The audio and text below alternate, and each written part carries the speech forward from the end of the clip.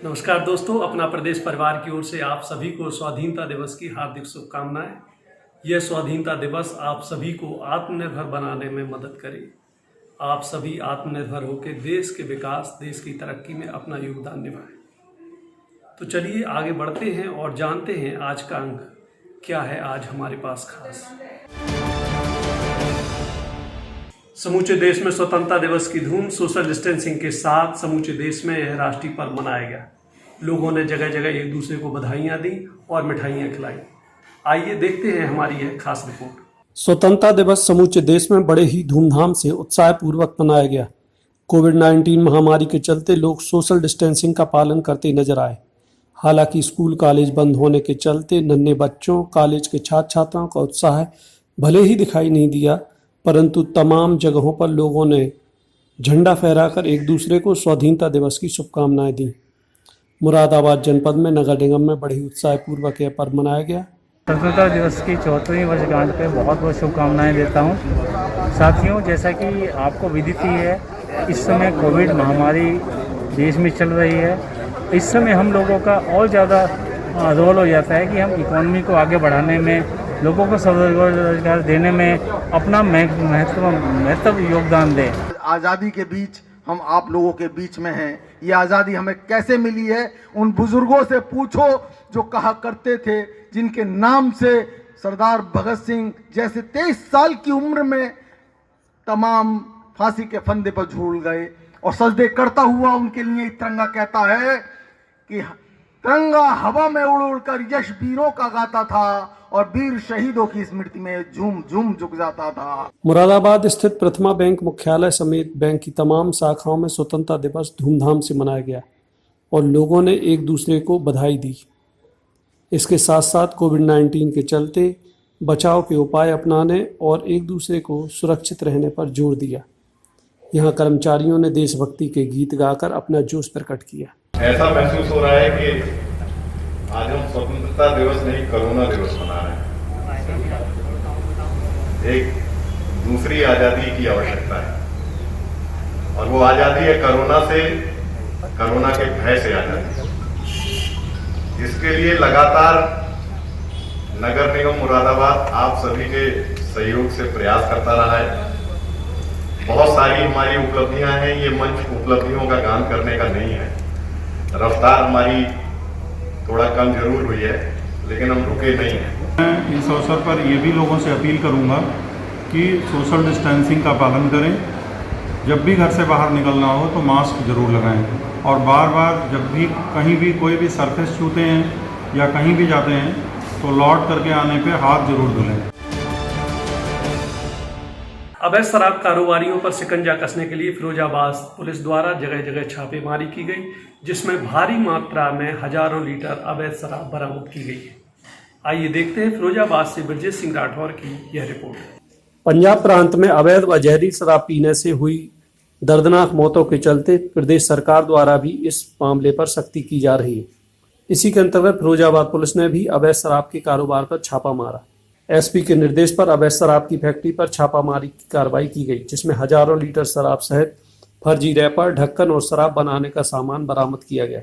कोतवाली सिकोहाबाद क्षेत्र के एटा रोड पर पुरातन विद्यालय के पास से अवैध कारोबार चल रहा था, जिस पर पुलिस द्वारा कार्रवाई करती हुई जब्ती की गई। सिकोहाबाद पुलिस ने एक अवैध शराब फैक्ट्री पकड़ी है, जिसमें नकली देसी दारू बनाई जा रही थी।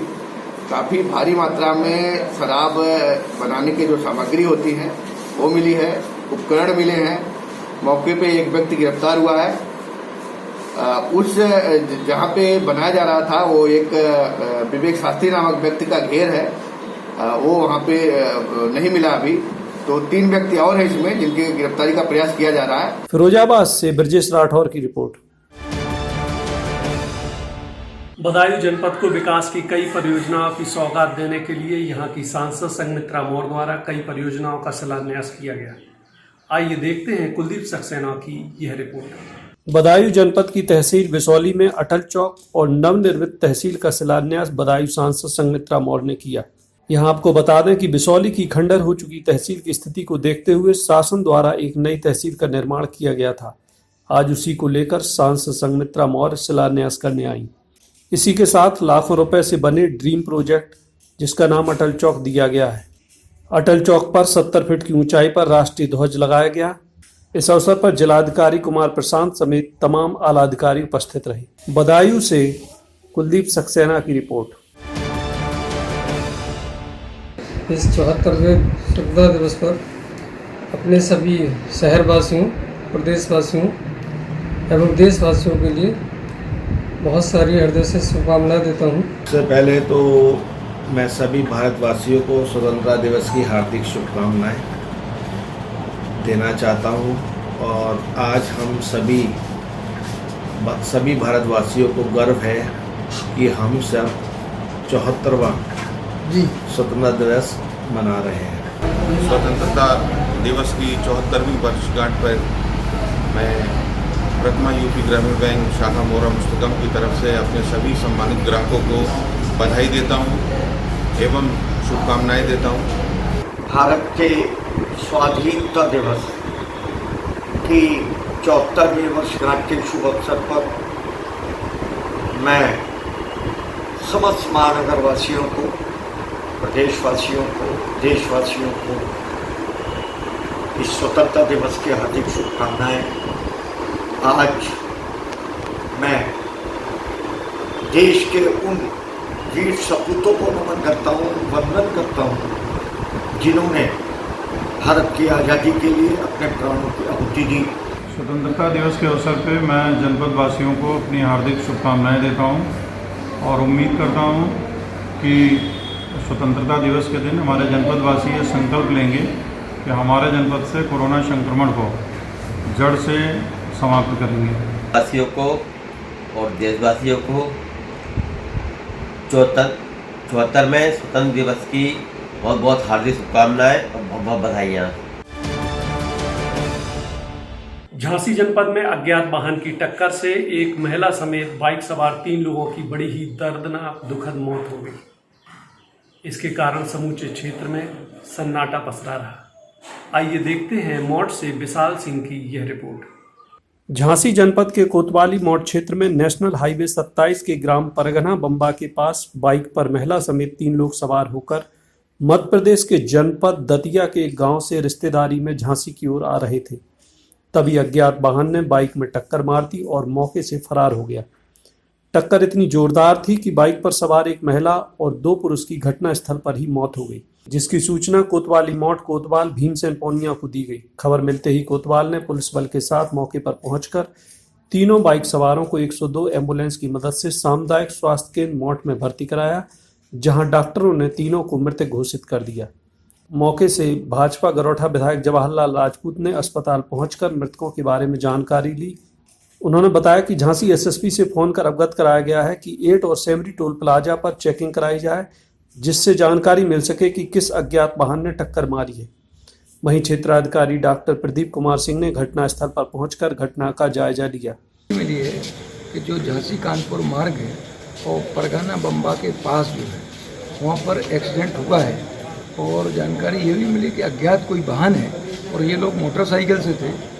और भी जो जानकारी मिली कि ये मध्य प्रदेश के रहने वाले हैं जो आधार कार्ड के जरिए, लेकिन अपन ने तत्काल यहाँ के एसएसपी को कह दिया कि आप 8 पर और यहाँ सेमरी टोल पर निश्चित तौर पर चेकिंग कराई जाए, कम से कम ये जानकारी मिल सके कि कोई अगर ट्रक वाला या कार वाला या और भी बस वाला जिसने भी एक घटना की है, ये बड़ी खराब घटना है और तुरंत पकड़ा जाना चाहिए। मौट से सेमरी की ओर जाने वाले परगना कट से करीबन 200 मीटर आगे 3 लोग को ये टक्कर हो गई है। मोटरसाइकिल पे थे ये गोंधन के रहने वाले हैं। दतिया मैदाना पाली गांव है, वहाँ के रहने वाले, वहाँ से मोटर होते हुए अपना झांसी की ओर जा रहे थे। इस सूचना पर पुलिस हमारी तत्काल पहुँची है, चेकिंग पर ही थी उस समय, और देखा है तो तीनों को वहाँ से फिर एम्बुलेंस की व्यवस्था करके CHC पे लाया गया है, जहाँ डॉक्टर द्वारा उनको बाद परीक्षण मृत घोषित किया गया है। तो संभवतः एक्सीडेंट की ही टक्कर है, कोई अज्ञात वाहन उनको टक्कर मारकर चला गया है। उसी समय फिर सेमरी टोल और बाकी हमारे पीछे 8 टोल प्लाजा दोनों पर ही सतर्क कर दिया गया। तो कोविड-19 से बचाव के लिए देश की तमाम समाजसेवी संस्थाएं, औद्योगिक इकाइयां इस मौके पर लोगों की मदद के लिए आगे आई हैं।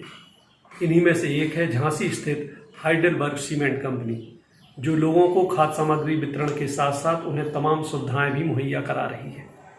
आइए देखते हैं महुरानीपुर झांसी से मदन वर्मा की यह रिपोर्ट। कोविड-19 महामारी के चलते इससे लड़ाई में देश के तमाम समाजसेवी संगठन, औद्योगिक घराने देश की मदद को आगे आए हैं। इन्हीं में से एक है झांसी स्थित हाइडेलबर्ग सीमेंट कंपनी या माइसेंट सीमेंट कंपनी। कंपनी द्वारा गरीब क्षेत्र के लोगों के लिए राहत सामग्री उपलब्ध कराई जा रही है, जिसके अंतर्गत 5 किलो आटा, 2 किलो चावल, 2 किलो दाल, चीनी, चाय, रिफाइंड, साबुन आदि तमाम सामान लोगों को वितरित किए जा रहे हैं। कंपनी के द्वारा अन्न विपणन की ये योजना है, जिसे माइसम अन्नम के नाम से जाना जा रहा है। पूरे बुंदेलखंड में इस योजना को लागू करके कंपनी के द्वारा सभी गरीब असहाय लोगों की मदद की जा रही है। आप सभी से अनुरोध है कि अपने क्षेत्रों में माइसम सीमेंट के द्वारा इस नित्य किए जा रहे प्रयासों का ध्यान रखें। दोस्तों, आज के इस अंक में बस इतना ही। कल फिर मुलाकात होगी कुछ नई खबरों के साथ। तब तक के लिए आज्ञा दीजिए मुझे, मनोज पुरोहित को। नमस्कार।